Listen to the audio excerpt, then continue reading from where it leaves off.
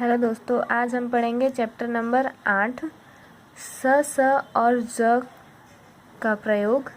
व्यंजन स केवल वक्र रेखा ही से नहीं बनता बल्कि एक छोटे वृत्त से भी बनता है। यह व्यंजन की सरल और वक्र रेखाओं में बड़ी सरलता के साथ जोड़ा जा सकता है। इनका उच्चारण स और स के अलावा ज भी होता है, जैसे मेज़, जहाज, ज़मीन, जुल्म आदि में जा और जू है। जब यह सवृत्त किसी व्यंजन की सरल रेखा के आरंभ में मिलता है या बीच में इस तरह आता है कि व्यंजन के बीच में कोण नहीं बनता, तो यह दाहिने से बाएं की तरफ लिखा जाता है। यदि यह वृत्त किसी सरल व्यंजन के अंत में आता है तो बाएं से दाहिने को लिखा जाता है। क वर्ग में यह वृत्त नियमानुसार आदि, मध्य और अंत में चाहे जहां आवे ऊपर लगता है। चलिए हम इसके एग्जाम्पल देखते हैं कि हमें इसे कैसे लिखना है। अब हम देखते हैं एग्जाम्पल चैप्टर नंबर 8 के नियम नंबर 1 के हिसाब से। पहला एग्जाम्पल हम देखेंगे इसमें। तो पहला लिखा हुआ है स और प, दाएं से बाएं की ओर जुड़ा है। प में यानी कि खड़ी जितनी भी रेखाएं होती है उसमें दाएं से बाएं की ओर हम सवृत्त को जोड़ेंगे, और जितनी आड़ी रेखा होती है उसमें भी हम दाएं से बाएं की ओर जोड़ेंगे पीछे की तरफ, और पहले जोड़ेंगे तो बाएं से दाएं की ओर, पहले जोड़ेंगे तो भी दाएं से बाएं की ओर, बाद में जोड़ेंगे तो भी दाएं से बाएं की ओर पूरा लिख के। और जो वक्र रेखाएं होती हैं उसमें हम उसके वक्र की रेखाओं के हिसाब से दाएं से बाएं की ओर और दाएं से बाएं की ओर जोड़ेंगे। अब हम देखते हैं हमें इसमें कैसे जोड़ना है। ये लिखा हुआ है सप, में प में सवृत्त दाएं से बाएं की ओर जोड़ा तो बन गया सप। यह है सट, यह है च,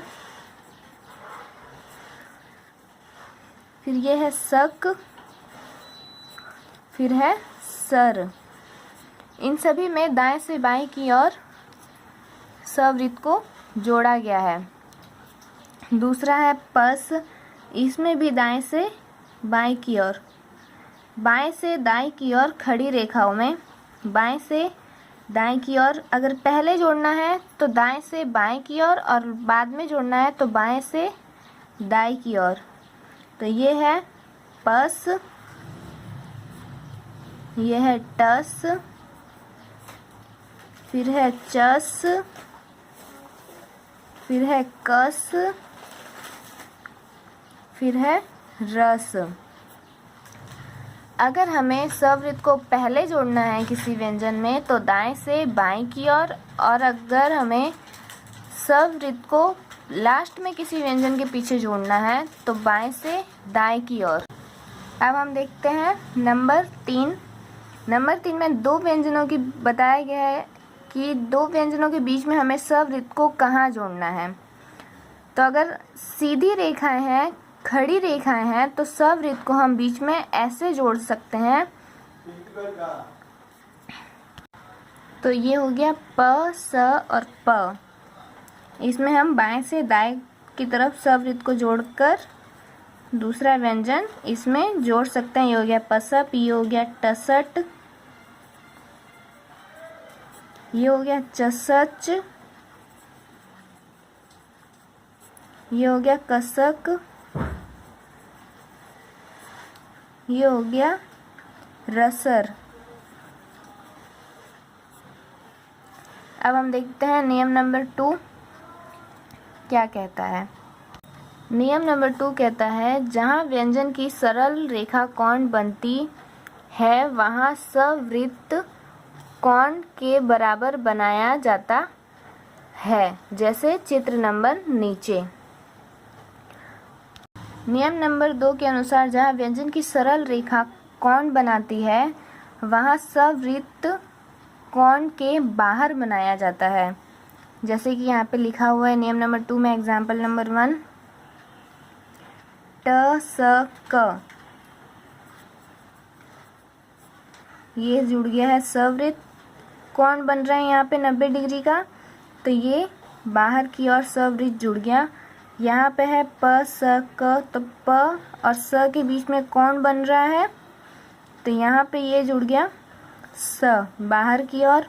कोण के बाहर की ओर हमें जोड़ना है इसको, तो ये हो गया पसक, ये हो गया डसक, ये हो गया रसक। इससे कोण में बाहर की ओर इसलिए जोड़ना है क्योंकि अगर हम जैसे लिखते हैं पसक, अगर ऐसे लिखेंगे तो ये गलत हो जाएगा। टसक अगर ऐसे लिखते हैं तो, क्योंकि हम ऐसे ह लिखते हैं, ऐसे करते हैं तो ह बनता है, इसीलिए हम अगर इसको कोण में बदल देंगे तो ये हो जाएगा टसर, ये हो जाएगा पसक।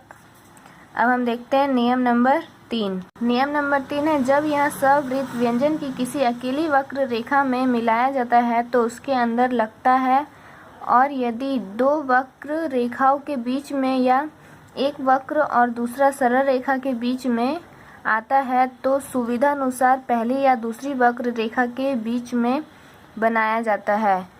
पर यदि लिपि को धारा प्रवाह और सुचारुता रूप से सहायता मिले तो दूसरी वक्र रेखा भी के भीतर भी लिखा जा सकता है। जैसे कि हम एग्जाम्पल देखेंगे।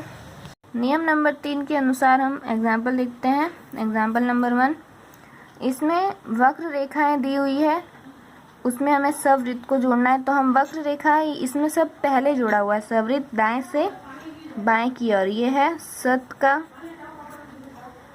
फिर ये सद, फिर है सर दाएं से बाएं की ओर, फिर है सम, फिर है सन, फिर है स।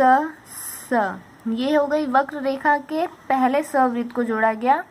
अब हम देखेंगे वक्र रेखा के बाद सवृत्त कैसे जोड़ा जाए, यानी कि इस वक्र रेखा के अंत में सवृत्त को हम कैसे जोड़ें। यह है वक्र रेखा के अंत में सवृत्त जुड़े हुए कुछ शब्द लिखे हुए हैं, इसे हम पढ़ेंगे। बाएं से दाएं की ओर जुड़ेगा। इसमें हम ऐसा नहीं कर सकते हैं कि इसे हम इधर की तरफ करते हुए, अगर हम त इसमें इधर लिखा हुआ है, अगर हम इधर का लिखते हैं, दायां त लिखते हैं, तो हम सवृत्त को ऐसे जोड़ेंगे। ये कोई ज़रूरी नहीं है कि हम ये त लिख रहे हैं, इसमें नियम में इस तरफ से जुड़ा हुआ है तो हम ये त लिख रहे हैं तो इसमें भी इधर से जोड़ दें। अगर बायां त लिख रहे हैं, सवृत्त वक्र रेखाओं के उसके घुमाव के साथ मुड़ता है, ये नियम है। जैसे कि आप स ऐसा लिख रहे हैं तो इसमें अंत में जोड़ रहा है तो ऐसे, और पहले जुड़ रहा है तो ऐसे। ये लिख रहे हैं तो इधर से जोड़ेंगे, और अंत में जुड़ रहा है तो ऐसे जोड़ेंगे, ये नियम होता है। फिर है ये है तस, फिर है दस, फिर है रस, फिर है मस, फिर है नस, फिर है सस। अब हम देखते हैं दो वक्र रेखा या एक आड़ी रेखा और एक वक्र रेखा के बीच में सवृत्त को कैसे जोड़ें। जैसे कि यहाँ पे लिखा हुआ है त स क, तो त के बाद एक आड़ी रेखा है, बीच में स को हमें जोड़ना है, तो हम त स को कोण के रूप में जुड़ता है। स एक या दो से अधिक कोई व्यंजन जुड़ रहा है आपस में, बीच में स है तो कोण के रूप में भी जुड़ सकता है, और वक्र रेखा है तो वक्र रेखा के घुमाव के साथ भी हम जोड़ सकते हैं। तो ये है त में स को हमने त के घुमाव, त वक्र रेखा है तो हमने उसके घुमाव के साथ सवृत्त को जोड़ा है। फिर लिखा है क, तो ये हो गया तसक। ये है लसक, ल के घुमाव के लसम, ल के घुमाव के साथ हमने सवृत्त को जोड़ा है। फिर म के घुमाव के साथ हमने सवृत्त को जोड़ा है, तो ये हो गया मसक। फिर र के घुमाव के साथ हमने जोड़ा है तो ये हो गया रसर। फिर स के घुमाव के साथ हमने जोड़ा है तो ये हो गया स। लेकिन ऊपर से नीचे से ऊपर की ओर जाने वाला ल और ऊपर से नीचे की ओर आने वाले ल में हम कैसे जोड़ेंगे सवृत्त को। तो अगर हमें ऐसा त मिला है तो हम इसमें अगर ऐसे जोड़ते हैं तो ये तो ह हो जाएगा, इसलिए हम ये गलत होगा। हम त में इसको ऐसे में लिखेंगे, नहीं तो हम इसको ऐसे करके भी लिख सकते हैं, या तसल ऊपर से नीचे वाला ल हमें लिखना है तो हम ऐसे भी लिख सकते हैं और ऐसे भी लिख सकते हैं, तसल। तो ये कंफर्टेबल नहीं होगा, इसलिए हम इसको ऐसे ही लिखेंगे। तो ये है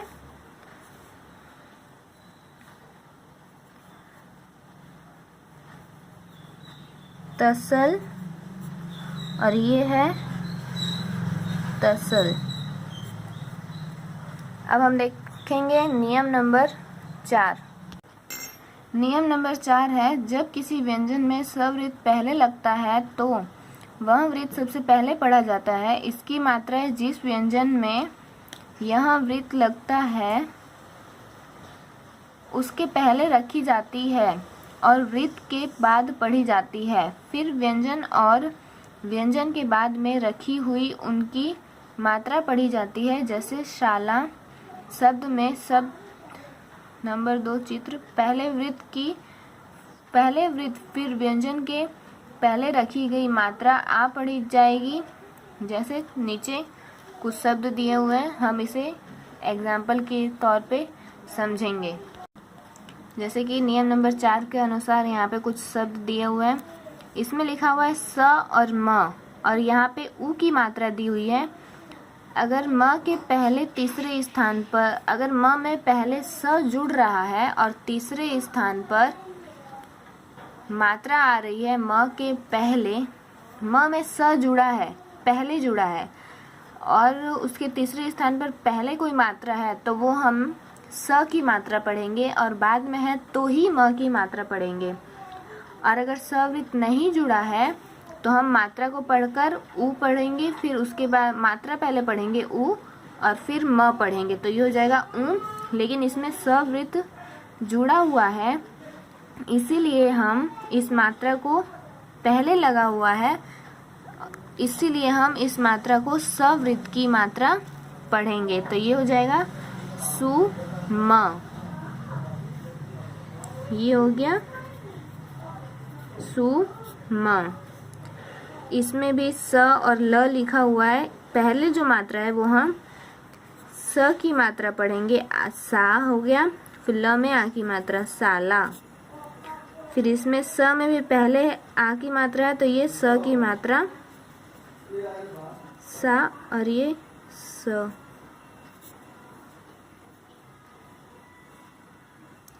फिर स और द लिखा हुआ है। यहाँ पे आ की मात्रा पहले दी गई है और फिर ई की मात्रा, तो हम स में आ की मात्रा पढ़ेंगे। अगर यहाँ सवृत्त नहीं होता तो हम आ और दी पढ़ते, लेकिन सवृत्त दिया है इसलिए हम इस मात्रा को स की मात्रा पढ़ेंगे। तो ये हो जाएगा शादी।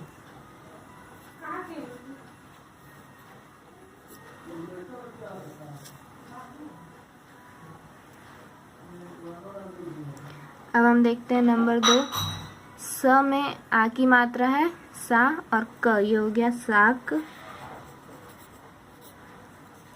फिर स में आ की मात्रा और न सान। फिर स में ओ की मात्रा सो और र सोर, क्योंकि र में ये पहले दी हुई है मात्रा तो ये हो गया सोर। फिर र में ये मात्रा बाद में दी हुई है तो ये हो जाएगा स रो। ये हो जाएगा स और रो, सरो। तो दोस्तों नियम नंबर 4 तक हमने पढ़ लिया इस वीडियो में। अब मैं आपको नेक्स्ट वीडियो में आगे के नियम समझाऊंगी। Thank you.